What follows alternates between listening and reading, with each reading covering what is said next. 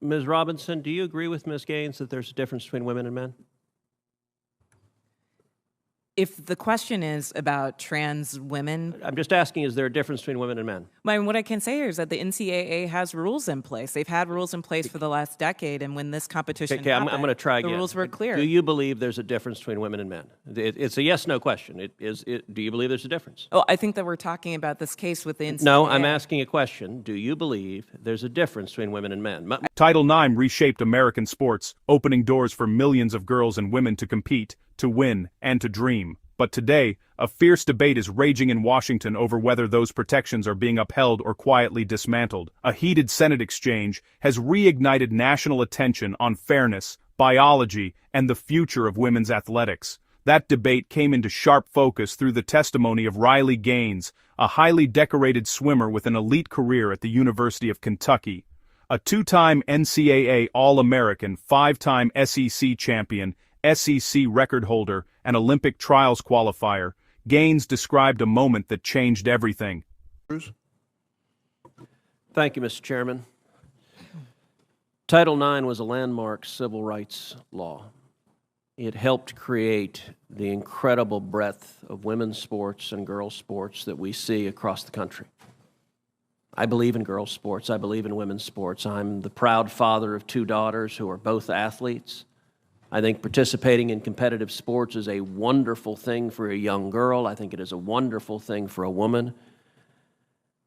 And I think, unfortunately, today's Democrat Party has decided that women's sports and girls' sports no longer matters, and they're willing to push radical legislation designed to destroy girls' sports and women's sports. Ms. Gaines, I want to thank you for your courage. You are relatively young, but you have demonstrated incredible courage. And because you have dared to speak up, you have been demonized, you have been vilified. I saw when you were attacked by a leftist mob at San Francisco State University for daring to speak up. You had an incredible record as a swimmer at the University of Kentucky. You were a two-time NCAA All-American. You were a five-time SEC champion. You're an SEC record holder and a two-time Olympic trial qualifier. But yet on March 27th, 2022, something changed. What happened on March 17th, 2022? That's when Thomas and I raced in the 200 freestyle and again resulted in a tie. And so you tied. What was the consequence of tying? We went behind the awards podium where typically you're handed your trophy, you're marched out, you're named an All-American. And so we go back there and the official looks at both Thomas and myself and says, "Great job, but you guys tied. And we only have one trophy, therefore we're giving this trophy to Leah." And I question this and I say, why? And at first I shortened it in my testimony, but really he stumbled on his words. He didn't know how to answer this. And at first he's, well, we're just doing this in chronological order. To which I further pressed, and I said, okay, well, what are you being chronological about? Because we tied. And if we're doing this off alphabetical order, G comes before T, so what are you being chronological about? To which this wasn't a script they had prepared for him. And he actually appreciated his honesty. He did say, we have to give the trophy for Leah because Leah has to have it for pictures. They've made that clear. Leah has to have the trophy for pictures. You can pose with this trophy, but you have to give yours back. You have to go home empty-handed. Leah Thomas takes the trophy home. End of story. Now, let me ask you, as someone who's competed at the elite level,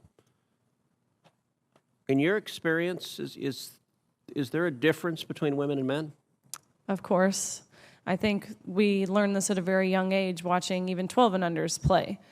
Going through puberty causes irreversible advantage, that no matter the training, no matter the diet, no matter any alterable change you can make, will overcome that male advantage. Especially in sports like swimming, where lung capacity matters so much. Even something as silly as throat size, men have on average a 40% larger throat, which sounds like it's nothing, but when you're grasping for air, that 40% larger throat makes a huge difference in athletic success, not to mention height. You guys know the differences. Ms. Robinson, do you agree with Ms. Gaines that there's a difference between women and men? If the question is about trans women, I'm just asking, is there a difference between women and men? what I can say here is that the NCAA has rules in place. They've had rules in place for the last decade, and when this competition Okay, I'm happened, going to try again. the rules were clear. Do you believe there's a difference between women and men? It's a yes/no question. Do you believe there's a difference? Oh, I think that we're talking about this case with the NCAA. No, I'm asking a question. Do you believe there's a difference between women and men? Most people could answer this very simply. I'm curious if you're willing to do so. Oh, absolutely. I'm just putting it into the context of the Is that a yes? conversation that we're having. I think that there are definitions related to sex. Is but that I a also yes? think So I'm that when trying to we're- get a yes or no. I'm not trying to get a speech. I'm Is there a difference between women and men? I think that there are definitions for biological sex. Okay, so you're which not is answering different that. than Let me ask gender. you this question then. Why do women's sports exist? If you can't define a difference between women and men, why not abolish women's sports and just tell little girls to swim with little boys and see who wins? Oh, I'm simply saying that that sex My is different question, than gender. why and I do do- believe why that do women's sports have a great exist? value. I mean, Senator, I'll tell you right Ms. now. Robinson, please answer the question I'm asking you. Absolutely. Why do women's sports exist? I think that there are so many positive benefits to sports. But I mean, why have a we've talked separate about it here category for today. women? If there's no difference between women and men, why to have women's sports? I'm saying that there's a difference between sex and gender, and that the NCAA has rules in place, which they have for the last decade. Mr. Chairman, which I determine would that like to enter into related the to record an participation. article from Duke Law called Comparing Athletic Performances for the Best Elite Women to Boys and Men. And it goes through examining in 2017 the top records for women in the world in various track and field events. So, for example, in the 100 meter, the top record for women in the world was 10.71 seconds. Now, that record for the number one woman in the world in 2017 was, in the year 2017, broken by 124 boys under 18. In that same year, the record for the number one competing woman in the 100-meter dash in the world was broken by a total of 2,474 men. If the radical Democrat agenda to destroy girls' sports and women's sports succeeds, little girls will not have a chance to compete. So I ask unanimous consent that this article be entered into the record. Without objection. Senator Padilla. Thank you, Mr. Chair. Colleagues, a recent At the 2022 NCAA Championships, she tied in the 200-meter freestyle with Leah Thomas. Instead of sharing the honor, Gaines was told there was only one trophy and it would go to Thomas for photographs. Gaines could pose briefly, then return the trophy and leave empty-handed.